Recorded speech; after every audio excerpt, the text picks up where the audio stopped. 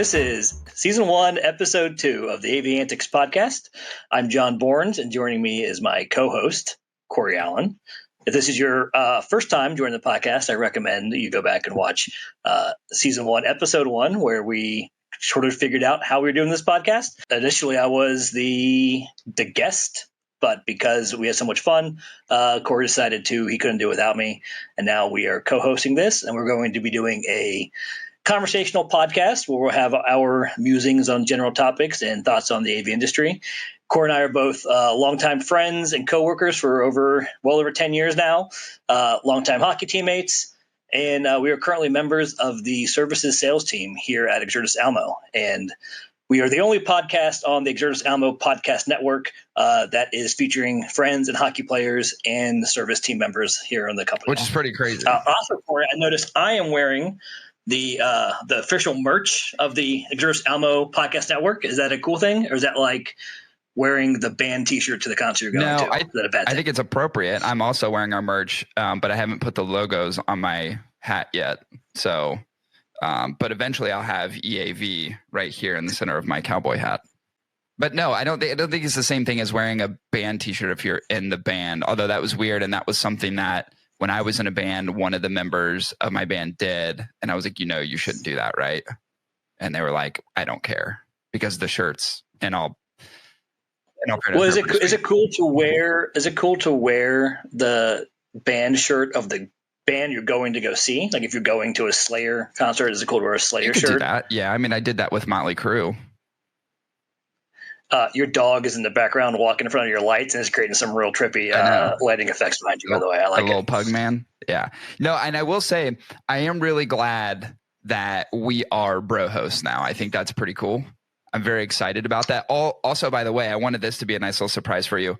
I heard about this tip and trick that when you're podcasting, that if you drink a glass of milk, it'll actually help you articulate your words better. So I do have my glass of milk with me.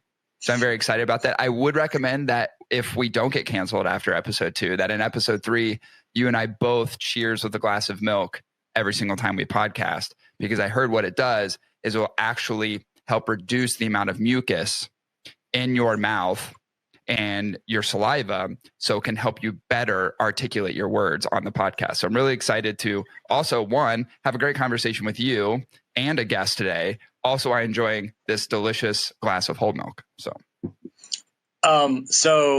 one is funny that we talked about it's not being canceled yet, because the first episode has yet to officially even air. So we are recording this in advance. So this very well may be us getting canceled for the second episode. We don't know yet.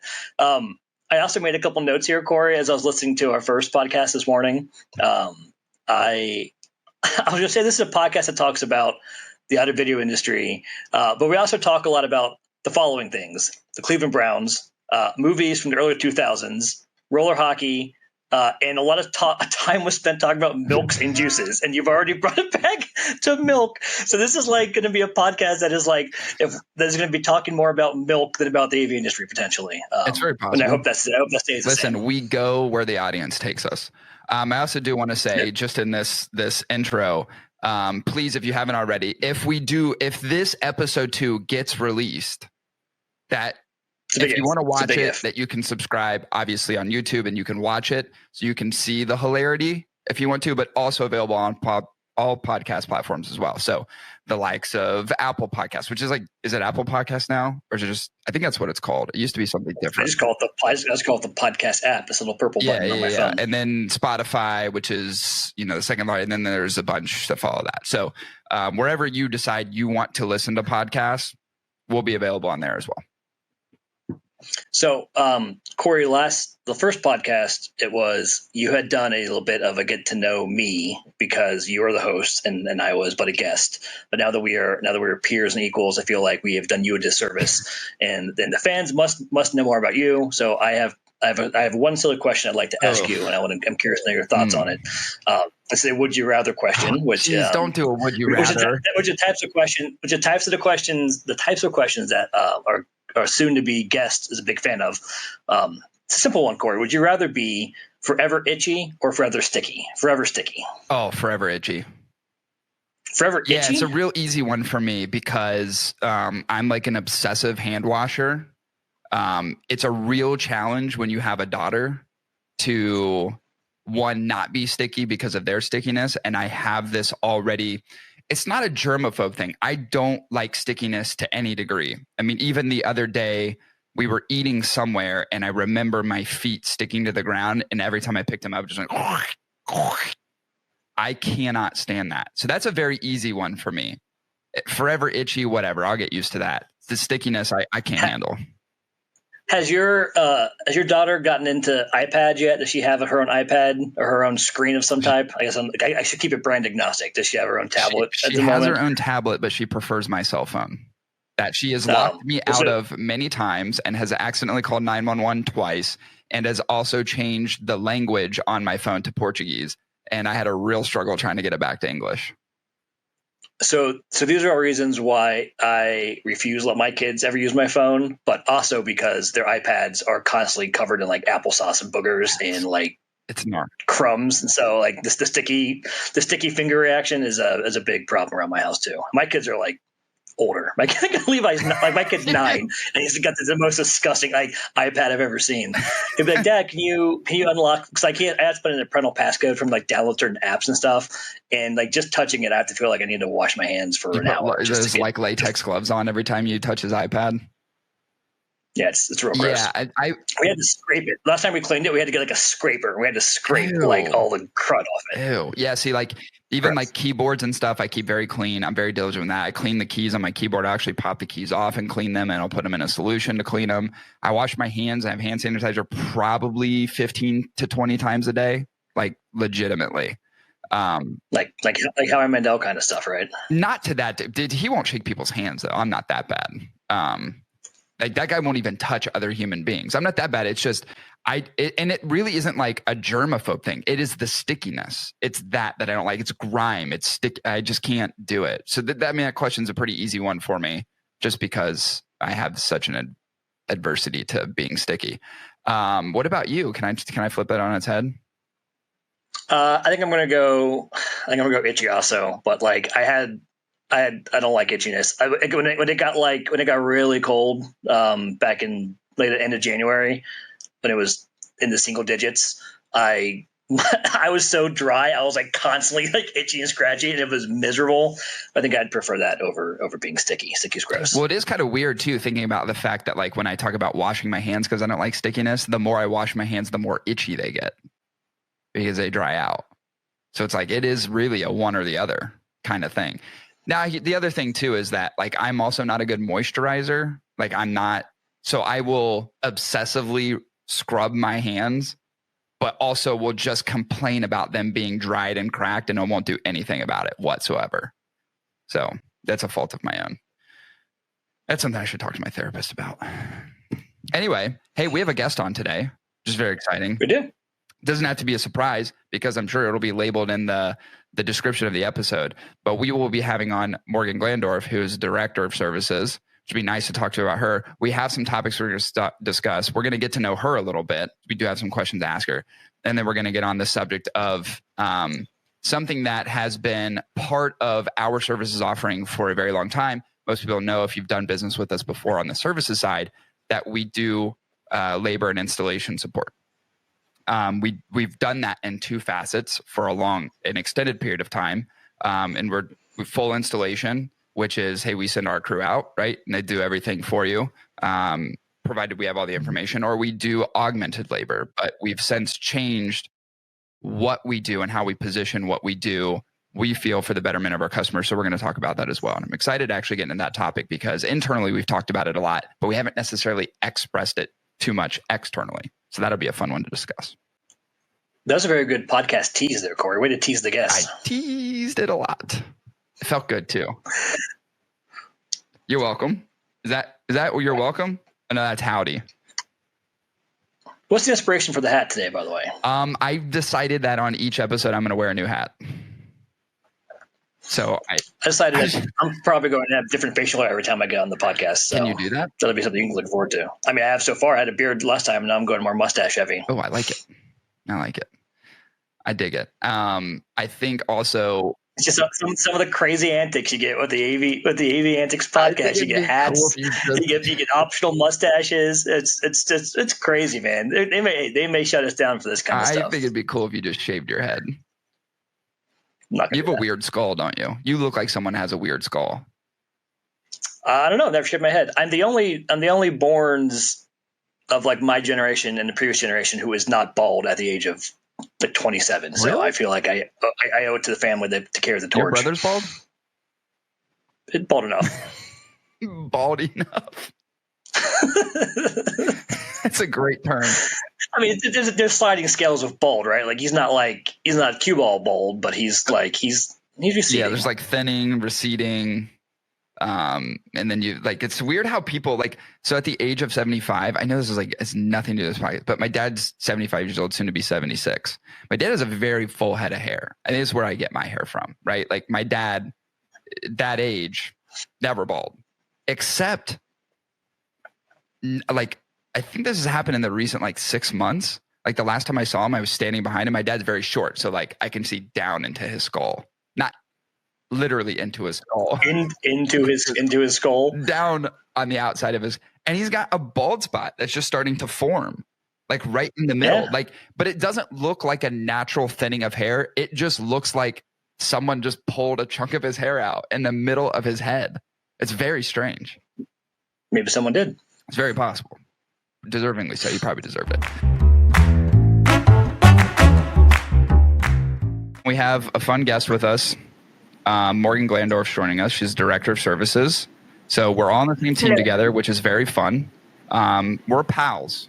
I would say that. We're pals. Morgan, you and I have known each other for almost probably 9 years, getting close to 9 years. Yeah, about 9 years. So we've been friends for a while, but then we've also worked together for the past 4 years and a week. We've worked on the same team. Almost the day. Which is kind of crazy.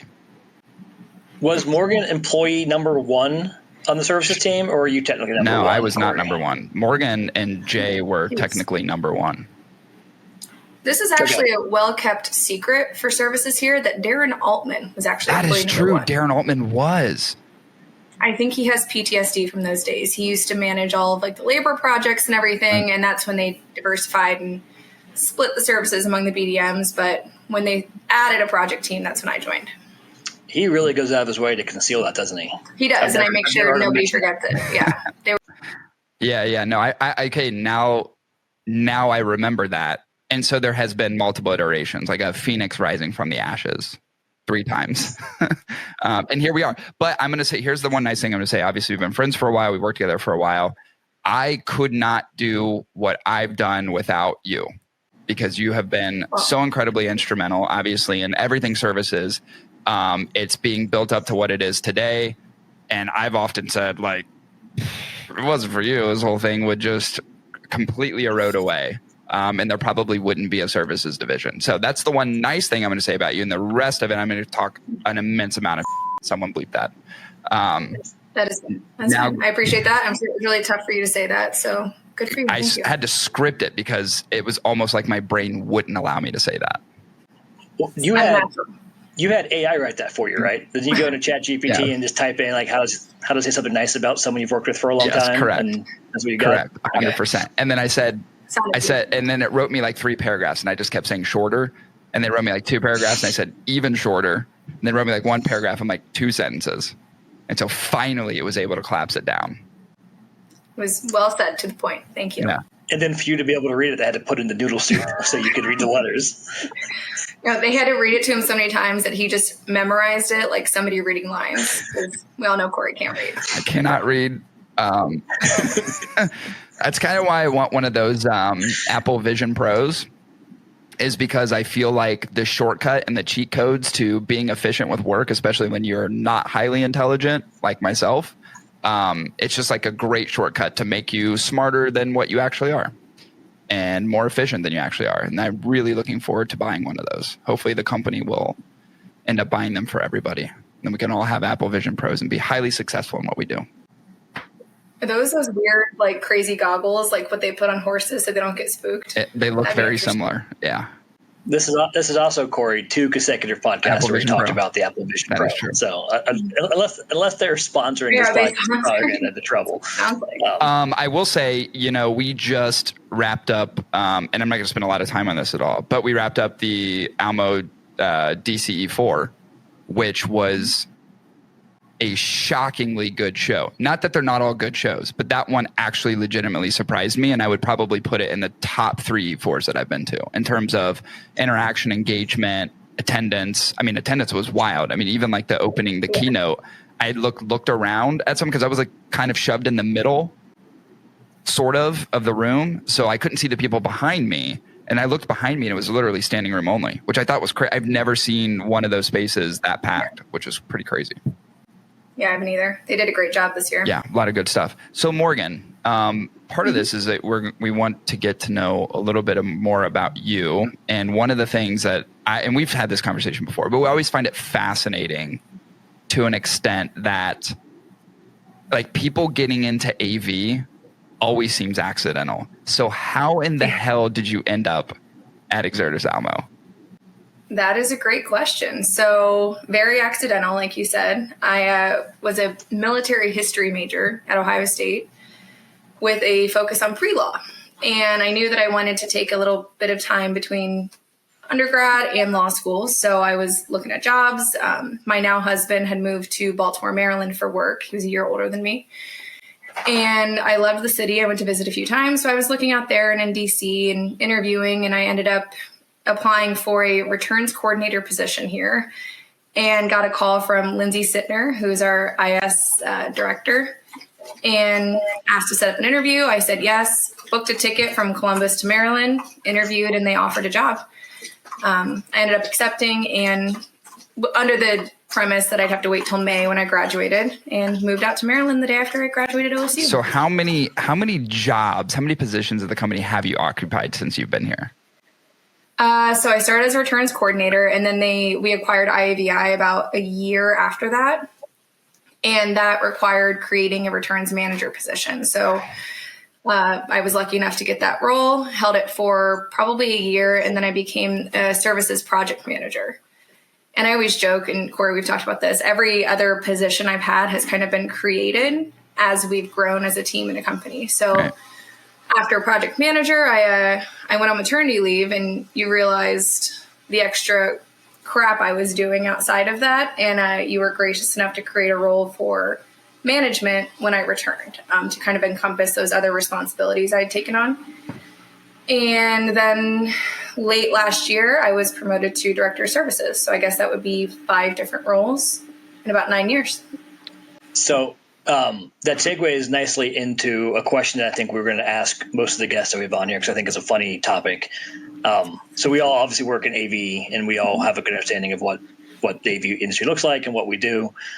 When you're at a backyard barbecue and some stranger or some acquaintance asks you, what do you do for a living? How do you describe what you do to somebody who you know has no idea what you do? What do you explain to people when that question comes up? Well, judging going off the person that asked, I would say anything from, I work in distribution, and leave it at that, to I work in commercial audiovisual distribution. I'm more on the service side, so installs, things like that. I always use BW3s as a reference, so those displays that you see. I think I do too. Yeah, everybody does. Everybody from Ohio, I think, uses that. But all the displays that you see, someone has to install them, design the systems, things like that. I'm involved on that side of things. And usually it's met with a deadpan, oh, okay. And then they walk away and probably regret asking me. See, but every once in a while you get someone that's kind of uniquely fascinated by it. Like my default used to always be, hey, you've been to a BW3s, right? And they're like, yeah. I'm like, okay, so all those displays those all come from us. And they go, oh, and then, but some people will be like, tell me more. And you're just like, I really thought it would end there. And when it doesn't, I'm like, I don't know where to go now. So usually I just walk away. Yep. Well, the worst is trying to explain to my parents what I do, because people ask them, they like to brag about their children. And I found out for years, my dad was out there telling people I work for Elmo. So I found out very recently, my dad actually has a note in his phone that's like a synopsis of what I do for a living. And this man will literally pull it out and tell people, read it from a script. It is cute, but I just imagine your dad interfacing with someone at some formal event and they go, "So what do your kids do?" And you're like, "Hold on, let me pull up what Morgan does," as he like goes to the notes on his phone. Because my siblings have the other, one word profession answers, a cop, a pharmacist, things like that. Right. Mine requires a little bit more explanation. I've done the same thing as you because I've had to answer it so many times that I've dulled it down to distribution. Because I work for a large distributor, a global distributor, and that's what I do. And then typically it doesn't go any further than that, because even if you say I work for a global distribution company, people are like, and I'm out. Like they don't even want to ask, well, what do you sell? You know why that works too? It's because it's equal parts like boring and like unknowable. Like people like don't know. People don't like want to know like how the sausage gets made enough, and they don't really care to figure it out. So that's a good way to just like quell all like intrigue and interest about your job going forward. That has usually ended the conversation pretty quickly. But again, every once in a while, you get that one person that just is either wanting to just dialogue more, doesn't actually care, but pretends to care, right? The whole formality of conversation, and will ask you layers of questions. And I'm like, that I'm always unprepared for that. I'm like, how do I explain this and make it make sense? I used to make the mistake of saying that I worked for a company that sells TVs, which is true, but I have never worked in a capacity here that sells TVs. Like prior to this was the Legrand BDM, which does not sell TVs. They sell everything but TVs. And so then people were asking me TV questions, and I was like, oh, I've drastically misled you. I do nothing about TVs at all. Cables, you're the guy. Yeah. Well, I like to make it vague at distribution in general. So now that that's established, you've talked about your journey to your role you're in. Give us, what do you do now that you're talking to people? Now we're back in the AV bubble of trust. Just explain what you do here at Exertis Almo that helps with our services team, apart from being my boss. Yeah, that is a very tough question because it's a little bit of everything depending on the day. So I know what we do has a ton of gray area. You both know that. So my day-to-day is just trying to make that a little bit less ambiguous, more clear for everybody. So today, for example, I spent some time going through invoicing. I followed up with some vendors to set up trainings, things like that. I'm handling a lot of different pots, a lot of different teams. Prior to this year, I spent a lot of time working with the project management team that oversees installations, making sure that the details are coordinated and we get to a successful outcome. But they have gotten so self-sufficient. They're absolute rock stars that I don't spend as much time with that, which is great because then I can focus on some of the bigger things. I mentioned the manufacturer trainings, more future-oriented things rather than the day-to-day is the focus now. Yeah, what's interesting is that I often think about like when we have to draft job descriptions, and I've rewritten 12 in the last probably 6 months, and you can't rewritten or written? Mostly written, some rewritten. Some of them drafted straight from the ground up. And what I always find interesting as I go through that practice is that you can't completely just articulate unless you want to make it 12 pages long, because there is so much ambiguity and there's so much gray area, and we're growing, and then we're trying to map our personnel with the long-term vision. So I think like even in your case, it's difficult to articulate what you do. Like you said, it depends on day to day. And one thing I always tell people is that the business that we've built is very entrepreneurial. It's like building your own business from the ground up. We've essentially been doing that at this, I would say at the third Phoenix rising from the ashes, our third reiteration, which is about 4 years ago. It was literally building a business from nothing, from the ground up. And that's unique in and of itself, because anybody who's within like a leadership role, and even folks that aren't within this business, like that just changes all the time. The expectation changes just based upon what you're working on. It's like even there's times where it's like I look at my job description and I say, okay, well, this is just all formality because I do 100 different things that are outside of this. So you really have to kind of encapsulate things in like this overarching effort, this umbrella effort, because its specificity doesn't matter. Because again, you'll write a 20-page job description if that were the case. So, and then something would change, so you just tack on the age-old additional responsibilities 100%. as needed. That's the blanket that you put in every one of them. Yeah. Exactly. HR's best friend. Yeah. It is. The jobs, a task as assigned. Yes. Yeah. However you want to articulate that in the job description, all of mine have that in there. And then, of course, don't use that as like a reminder that do what I tell you to do. But it's just like, I don't. Oftentimes, it's just unique challenges and expectations, either from our customers or from how we want to do things going forward that span outside of that job description. So but you also have to have a team in place that understands and knows that too, that not everything is just always going to be black and white. And for the most part, our team is very accepting of that, which is great. And they love it. They love that it's dynamic and fresh, more or less. Most of the time they do. I often feel like a catch-all, which keeps it fresh as well. But we definitely have a great team set up of people ready to jump on things and be flexible and change processes as needed. So we're very lucky there. Cory, you mentioned, I guess, kind of like the vision and the evolution of the services team, which I think brings us to an interesting, I guess it brings us to the topic that we wanted to discuss, I think, primarily today, which is where we're at with our installation services. And, people may or not have done installation assistance with us in the past.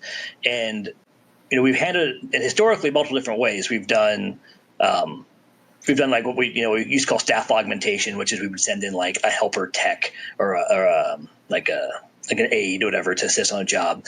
And then we've also done what we call like a turnkey installation or a full installation, which is where we pretty much take entire install and handle it soup to nuts, front to back, doing everything on behalf of our customers. And we recently made the decision earlier this year to move away from the staff augment business and focus more heavily on the full install. And so I thought maybe, Morgan, you could give us a little bit of your thoughts on the evolution, how we got to that point, and how you think that benefits the organization going forward. Yeah, absolutely. So when I joined the team back in 2017, I believe it was, we had nationwide partners. It was more of a quantity over quality approach. Not saying that all the time, but it didn't have the personal touch that we put into it about 4 years ago. So we shifted to finding these smaller crews placed all over the country. We now have over 50 of them. Most of them are former field engineers for integrators that split off, did their own thing, and know a few people that can help out for bigger jobs. And that completely changed the game. So if this tech that we're sending, he or she owns his own business, they are more motivated to provide a solid outcome for our customer. It's not just a warm body that somebody found somewhere and send them to site. We had a ton of luck with the staff aug type model. Thanks to a couple amazing partners we have. This transition that we made this year has nothing to do with them. They were great. But during COVID, the quality of those texts that they were sending just absolutely tanked. Like I could tell some stories that they sound fake, but they're all very real. And it became not worth it, especially how successful we were on the turnkey front, which a lot of that is credited to our acquisition of Quadrillion back in January of 23, because now all of our engineering, programming, commissioning is in-house, so we can truly deliver a turnkey solution, everything from design to end user training. Whereas before we were kind of piecemealing the different parts together. So I think that it's twofold there. Cory, you muted yourself, by the way. It's very embarrassing on a podcast. I don't know how you manage that. I don't know how I do that. Here you go. So you have to cut that. Actually, I hope they don't. No, leave that in there. Yeah, leave it in there. That's funny.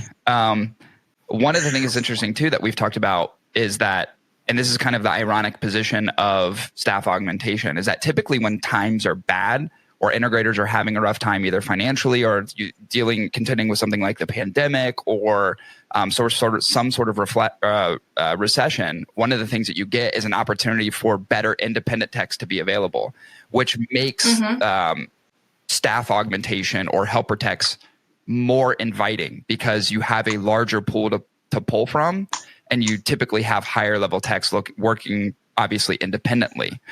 Because unfortunately, when times in our industry get challenging and there are recessions or there's kind of a drawback in business, unfortunately, technicians are oftentimes the first folks to go. But that does create a nice pool to pull from when you do have opportunities where you need to kind of just plug someone in.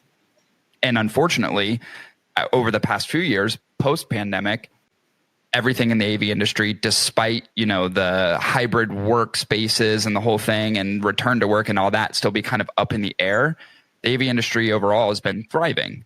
So what happens is you have that pool of great independent technicians that you can draw from, that you can provide assistance to other integrators. And in those times, it works out well.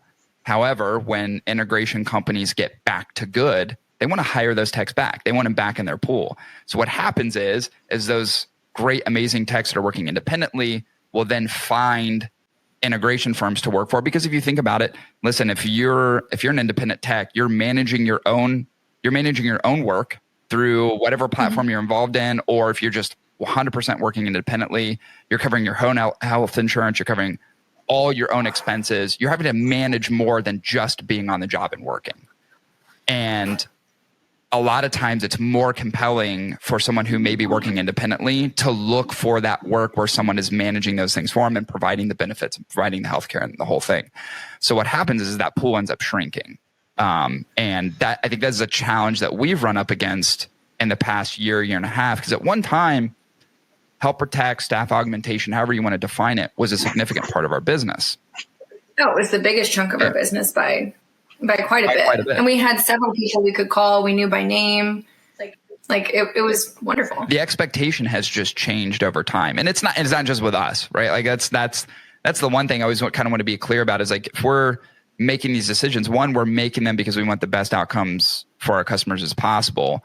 But it's not just unique to us. It's just an industry-wide thing that has occurred. And I think with the success, like you said, that we've had and being able to provide full installation and in a lot of instances turnkey, literally delivering things from the inception of a project, has just been much more meaningful, not only to our customers and creating good outcomes, but just for us in general, like being able to process and maintain through those things. It just seems to be much more valuable. Yeah. And us building out the crews that we did, I think, is the other side of what you mentioned, Cory, of integrators rehiring the techs that unfortunately got laid off during downtimes. Is some of those that went independent loved the freedom and created those little LLCs to keep working independently. And that is kind of where we found the most success. I think one observation that I've had in having conversations with our customers since we've made this change is, we are trying to be better partners with our dealers in every way possible, and not just trying to plug in a problem-solving stop every once in a while. So by going down this path, we're not just trying to solve the problem you have today. We need a guy on site, or the problem you have next week with a guy on site. But we're trying to give solutions that are scalable and reproducible, and as you mentioned, quality-driven. And I think a lot of our customers have appreciated that. That's what we're trying to focus on, is to help their businesses grow, not just fix the problem that they're dealing with, but to give them, new creative ways to go into geographies that maybe they haven't spent as much time in, or take on a project that maybe they haven't been able to take on before because of bandwidth, or to maybe try out a project that's maybe a different kind of scope than they're accustomed to. So I think people are appreciating that we're not just trying to solve the small things, but trying to help them be strategic and grow as well. So more aligned with our overall values. And how many integrators do you personally have that will now request certain techs by name? Right. So the personal touch is there's another interesting point too, and I had this conversation with other partners that aren't in that space but recognize what that space is. And we talk about delivering quality or sharing good outcomes. There's less pieces to move. There's less things to be broken in that process as well, because typically when you look at a staff augmentation job, you're looking at it in two ways. You're looking at what personnel is going to be available from the integrator to be able to provide thorough instruction to these technicians that we're providing. And of course, we are having to provide those two technicians. And then or multiple technicians, however many is needed. You've got to go through a thorough vetting process here. Then you have to understand from the other side what needs to be done on the integration side of it. Who is actually going to be the person available on site? Are they able to and willing to provide instruction? Because I think sometimes what happens is that there isn't correct definition provided to what that person's supposed to be doing. And this is not a blame thing, but oftentimes it's we'll have someone on site. They're our field commissioner. Well, it's well, does your field commissioner have project management experience? are they able and willing to give instructions? And oftentimes, just because you have someone on site doesn't mean that there's a willingness to provide the instruction that's needed to the techs that are there to help. Because we've had it before where, I mean, it's great that you have a field commissioner on site, but that field commissioner is like, I don't know what, I'm not telling them what to do. I don't know what they're doing. Someone else should have been telling them what to do. And there's oftentimes you get a little bit of not setting that expectation and mismatch when it comes to site.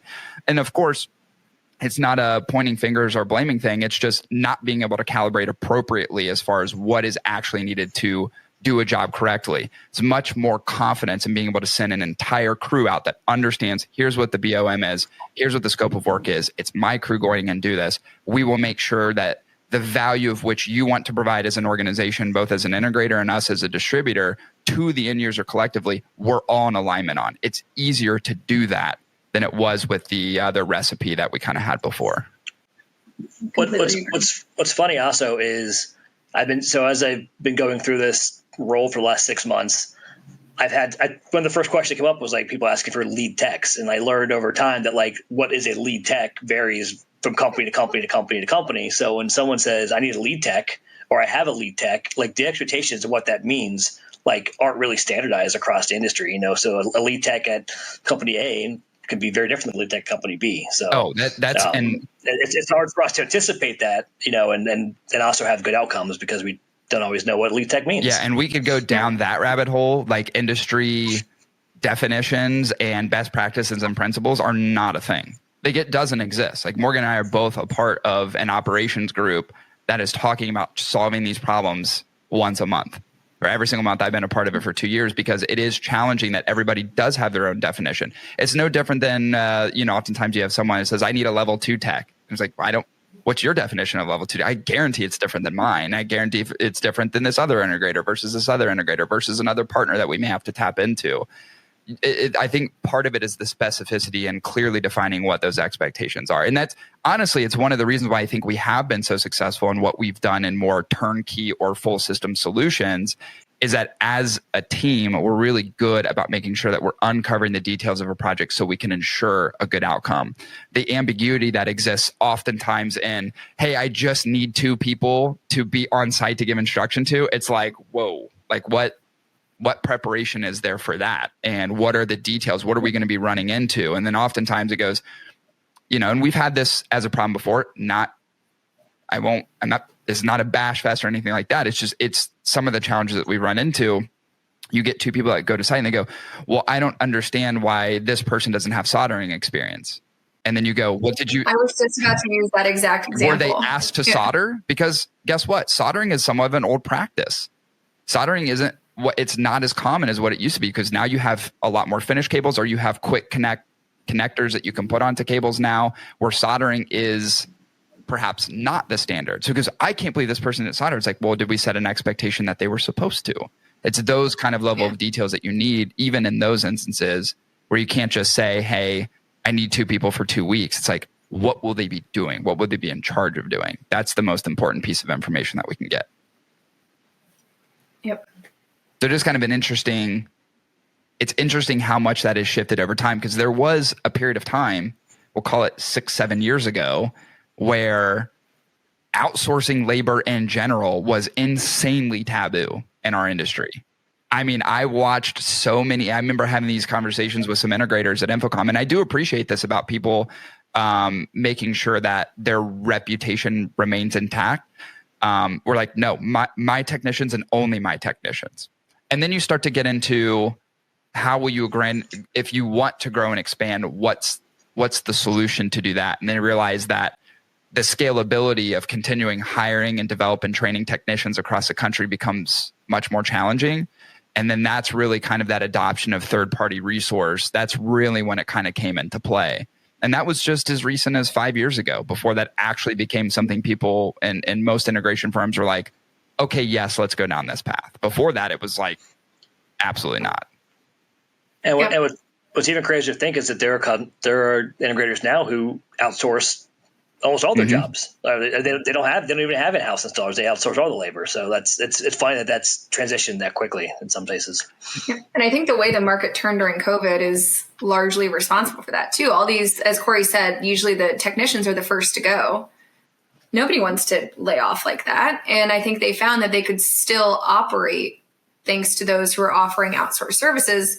During COVID, you couldn't go on site anywhere anyway, so that was a little bit different. But I think they saw that there was another option, and it was working well. Yep. So a lot of them didn't rehire the full staff that they had prior to COVID. And I do think it's interesting too, is like over that period of time, obviously adoption in terms of third-party assistance is only going to become more apparent in our industry. Obviously less taboo. Like I think one of the things that's interesting about what we do and the advancement of what we do is like, hey, we can start creating specialty around certain things too. Like we've talked about being able to do a lot of the things with DV LED. Like what can we advance even beyond just saying like, hey, we're doing full system installation capability, but now we can get really specific and granular about types of systems that we'll have specialization in that just give and enhance what our integrators are able to do even beyond what their core strengths are. So there's a lot that we will do that we've continued to do. And of course, 5 years from now, this will be a completely different conversation, obviously, because we'll have probably 40 things addition to this layered in. So it's been interesting to watch it all unfold over the last 4 years. It's been more or less really amazing too. I know Cory and I always joke that once things kind of settle, we take a breath and then something new starts up, which really is a product of our own doing. I think we're gluttons for punishment in that regard, but that's what has made the team grow the way that it has. Yeah, so, of course. That and the amazing people on it. Well, Morgan, I know that the entire services department depends on you to be available to solve every problem for us. So I know your time is very valuable. So unless you have any final thoughts you wish to share with us, we can let you get back to fixing and keeping everything moving. And we thank you for your time. Well, thank you guys. Thanks for having me on. It was nice chatting with you and being pals. Best pals. Thanks, Morgan. Best in the biz. All right. Bye, Bye, Morgan. guys. See ya. Yeah, so that was fun having Morgan on. Glad she was finally able to join us. That was great. A lot of good insights. I think it was a good conversation, a good topic of which is this is something that is at the forefront of what we're doing currently. And hopefully people understand the reasons why we've made some of these adjustments and shifts. But we're not the most brilliant people in the world. So it does give people the opportunity. It's if you comment, have questions. Of course, if you're watching this on YouTube, you can leave a comment. And I believe on most of the platforms, you can leave comments as well. If you have any questions, don't reach out to John and I directly. Reach out to our marketing team. What's their email? Reach out to the marketing people. They'll get it to us. But we are interested in the feedback and want an understanding from the collective integration community, those who are watching, even if you aren't in integration, but familiar with AV technology, what your thoughts and feelings are, and some of the things that we talked about as well. Yeah, and as the YouTube videos that my kid watches tell me, make sure you smash the like button. Make sure you just smash it to pieces till your fingers are bleeding. Just smash it. All that kind of stuff. Like it and subscribe. Yeah, love it. Would be a good podcast. Hey, Cory, do you have anything to plug? Do you have any plugs we should be dropping at the end of the podcast? I don't have any plugs. Oh, I do have one plug. If you are listening to this, and hopefully it comes out before then, which I don't know if it will, but if it does, we already had our E4 in DC. Our next one coming up is arguably the biggest show that we will have of the year, which will be in Chicago. So that's pretty local to John and I. So both of us plan on being there next month. So you can come see us. One, I would invite people, whoever is watching the podcast or listening to the podcast, to actually come see us in person. But also make sure you come to the show because the shows are amazing. They're absolutely amazing. Chicago is by far the best one, in my opinion. It is always the biggest. We have all the CTSRU trainings that we deliver throughout the show. And then, of course, all the different manufacturers that support it. So it's always fun.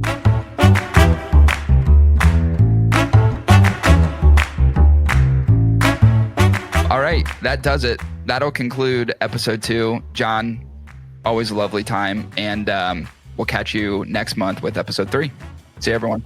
Great. Thanks.